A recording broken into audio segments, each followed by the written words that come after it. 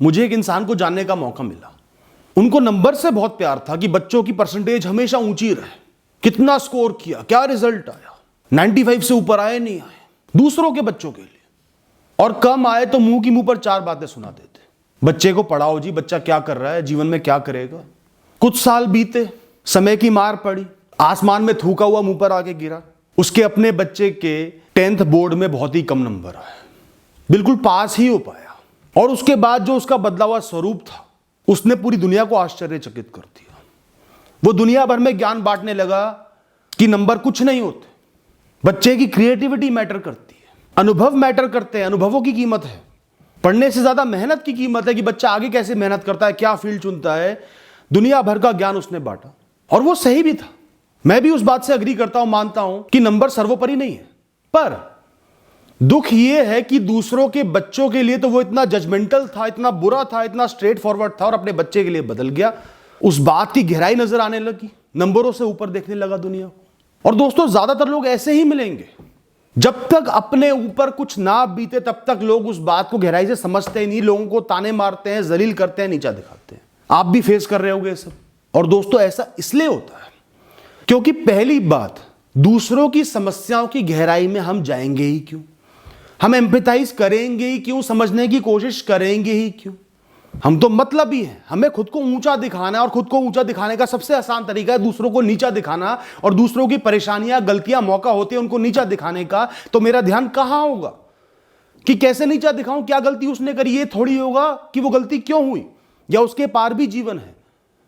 ये हमारा मतलब ही पना है, सेल्फिशनेस है। दूसरों के लिए तो क्वांटिटेटिव यार्डस्टिक्स यूज करते हैं, इतने नंबर, इतना पैसा, इतनी गाड़ी, इतना बड़ा घर। और खुद के लिए इतने कॉम्प्लेक्स रीजंस देंगे ना, इतने जटिल कारण देंगे छोटी छोटी नाकामयाबियों के या फेलियर्स के, कि उनको बोलने में पूरा दिन लग जाए। ये हुआ, फिर वो हुआ, मैं क्या करता, परिस्थिति ऐसी थी, मैंने तो बहुत संघर्ष करे, अरे मेरे जितना संघर्ष तो तू नहीं कर सकता, मैंने ये भी झेला, वो भी झेला, तब जाके नाकामयाबी हुई, मैं यहां सेटल हुआ। पर दूसरों को ताने मारने में एक सेकंड नहीं रुकेंगे। तो दोस्तों, ज्यादातर लोग इसलिए हिपोक्रेट होते हैं क्योंकि वो दूसरों के जीवन को तो सिर्फ यार्डस्टिक से देखते हैं, सिर्फ सतही रूप पर देखते हैं, सुपरफिशियल तरीके से देखते हैं। क्या हुआ, क्या नहीं हुआ, अच्छा हुआ, बुरा हुआ, सही हुआ, गलत हुआ, सही कर रहा है, गलत कर रहा है।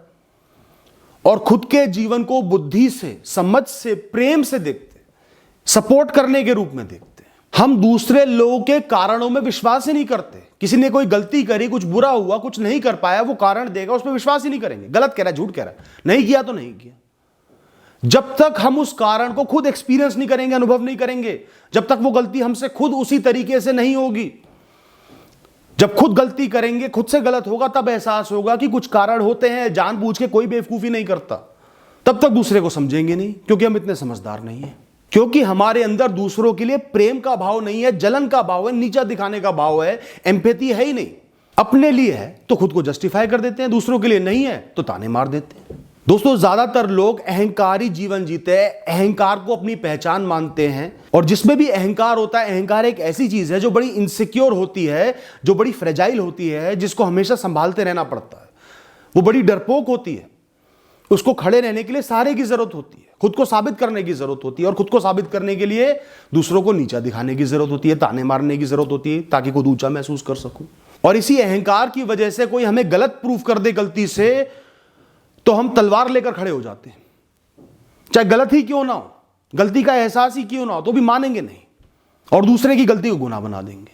इंसान के विनाश का सबसे बड़ा कारण उसका अहंकार होता है। दोस्तों, रावण की कहानी तो आपने सुनी होगी। इन सब बातों में अगर आप एक कॉमन कल्प्रिट निकालोगे ना, कॉमन कारण निकालोगे, तो वो है मैं का भाव, मैं को अलग देखने का भाव, मैं का अहंकारी भाव, मैं की रक्षा करने का भाव, दूसरों से नफरत का भाव, दूसरों से अलग होने का भाव। हम सबकी एक इनसिक्योर आइडेंटिटी है, जो डरी हुई है, सहमी हुई है कि मुझे ऊंचा ही रहना है, वरना मैं नीचा हो जाऊंगा, मुझे दबा दिया जाएगा, कुचल दिया जाएगा, कोई मुझसे ऊपर ना हो जाए, कोई मुझसे सही ना हो जाए, मुझसे बेहतर ना हो जाए। इसलिए हम अपनी गलत चीजों को जस्टिफाई भी करते हैं, दूसरों के कारणों को समझते भी नहीं है, दूसरों को ताने मारते हैं, इसलिए हम हिपोक्रेट बन जाते हैं। मैं कोई इंजन से चलने वाला महंगा जहाज नहीं है, वो सस्ते वाली पैडल बोट है, हर समय पैडल मारते रहने पड़ेंगे ताकि वो तैरती रहे। तो कोई इंसान अगर हिपोक्रेट है, ऐसी हरकतें कर रहा है, आपकी बातों को समझ ही नहीं रहा, सिर्फ ताने मार रहा है, तो समझ जाओ कि ये बचकाना है, ये मूर्ख है, ये ईगोइस्टिक है, ये गलत है। वो इंसान आपसे नीचा है क्योंकि उसकी ईगो ऊंची है। और आपको ऐसा नहीं बनना, आपको वो मैं का भाव प्रबल नहीं करना, एम्पैथाइज करके जीना है लोगों से। लोगों के कारणों को सुनो, समझो, अपने पांव को उनके जूतों में रखकर देखो कि क्या मैं भी ये तो नहीं कर देता। तभी लोग आपकी इज्जत करेंगे, आपका सम्मान करेंगे।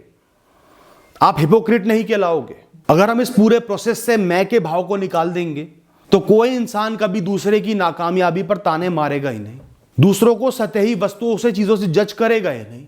वो हमेशा ही सोचेगा मैं होता तो क्या होता। उसके अंदर प्रेम का भाव होगा, दूसरे को कन्विंस करेगा, इंस्पायर करेगा, मोटिवेट करेगा, और लोग उसकी इज्जत करेंगे, ना कि बेइज्जती करेंगे या पीछे से बुराई करेंगे, नफरत करेंगे। Thank you and all the best.